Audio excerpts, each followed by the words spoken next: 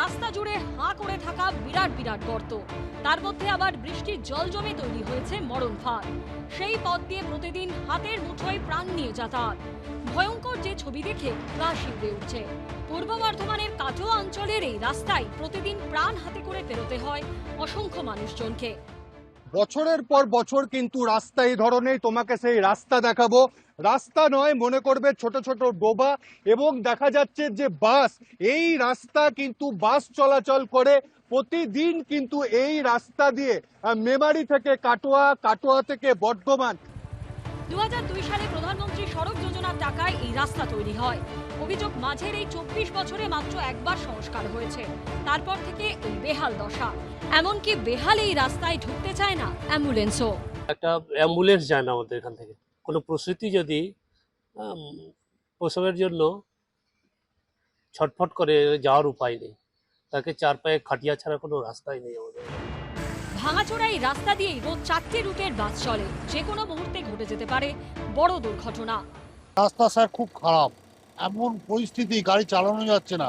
এবেলা ওবেলা গাড়ি tyre puncture হচ্ছে, যান্ত্রিক গোলযোগ হচ্ছে, দুর্ঘটনার সম্ভাবনা হচ্ছে।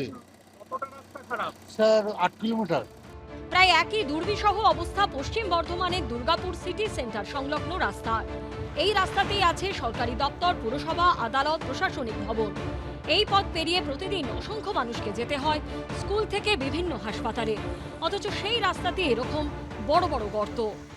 মার্টিন লুথার কিং রোড একটা মেন রোড, একদম দুর্বিষহ অবস্থা, এবং বিভিন্ন রোডের খুবই খারাপ অবস্থা। যুদ্ধকালীন পরিস্থিতিতে এগুলো রিপেয়ার করার দরকার আছে, যে কোনো সময় ম্যাসিভ অ্যাক্সিডেন্ট হতে পারে। শোচনীয় অবস্থা সিটি সেন্টারের সঙ্গে সংযোগকারী দুর্গাপুর স্টেশন সংলগ্ন রাস্তারও। এরকম রাস্তার উপরে প্রকাণ্ড গর্ত, সেই রাস্তা দিয়েই যাতায়াত করতে হচ্ছে স্থানীয় বাসিন্দাদের। আসানসোল দুর্গাপুর উন্নয়ন পর্ষদের অধীনে পড়ে এই রাস্তা। কবে এই রাস্তা মেরামত হবে সেদিকেই তাকিয়ে রয়েছে স্থানীয় বাসিন্দারা। যদিও প্রশাসনের তরফ থেকে বলা হচ্ছে যে এই বর্ষাকাল পেরোলেই, বর্ষাকালের মধ্যে একটা প্যাচওয়ার্ক করার চিন্তাভাবনা চলছে। এই বর্ষাকাল পেরোলেই কিন্তু এই রাস্তা সারানোর ব্যবস্থা হবে, এমনটাই আশ্বাস জেলা প্রশাসনের। বর্ধমানে খাস করে ঘোষবাগানের রাস্তা আজ মোটামুটি বছরখানেক উপর থেকে এরকম হয়ে পড়ে রয়েছে। ওখানে মানে গাড়ি উল্টে যাবার ভয়, দেখুন না, জোরে চালালে গাড়ি উল্টে যাবে। কোচবিহার, পূর্ব বর্ধমান থেকে বাঁকুড়া রাজ্যের বিভিন্ন প্রান্তে ছবিটা একই রকম।